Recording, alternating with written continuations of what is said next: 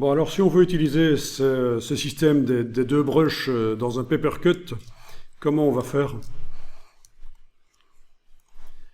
Je vais aller sélectionner et supprimer certaines choses ici. Voilà. Donc il va falloir l'appliquer sur une forme, sur un tracé qui peut être fait au crayon, éventuellement. Outil crayon, là, derrière l'outil shaper. Voilà, peu importe. Ok, donc un tracé au crayon, j'applique la double forme ici, voilà. Ok. Alors, je veux l'utiliser dans un papercut. Il va falloir se débarrasser de tout ce qui est blanc. Tout ce qui est blanc doit devenir invisible.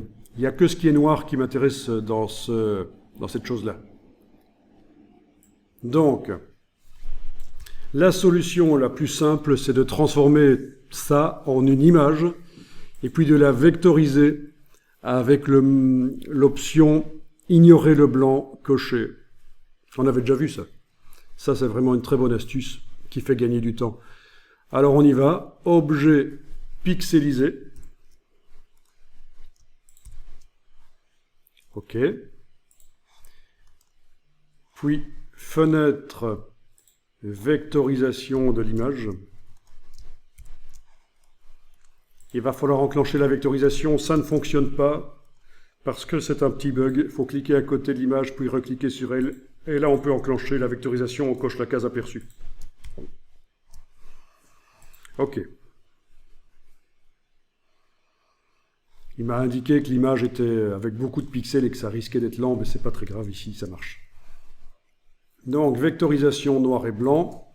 Et dans les paramètres avancés, on coche ignorer le blanc. Du coup, ce qui est blanc ne générera pas de vecteur.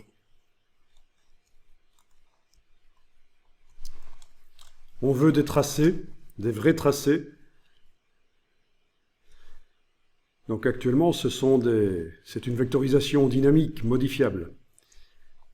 Dans le panneau vectorisation, là j'ai fort zoomé pour voir, hein. Dans le panneau vectorisation, si on clique sur l'œil à côté ici de résultat de la vectorisation, on voit la version pixel en fait, temporairement. Les vecteurs qui avaient été transformés en pixels. Donc c'est une vectorisation modifiable, dynamique. On veut obtenir des vecteurs accessibles vraiment par la flèche blanche, etc. On va faire objet vectorisation de l'image décomposée. Et voilà, les vecteurs apparaissent et la boîte de vectorisation de l'image est totalement grisée, c'est normal. Ce n'est plus une vectorisation, ce sont des vecteurs. On va enregistrer le document là.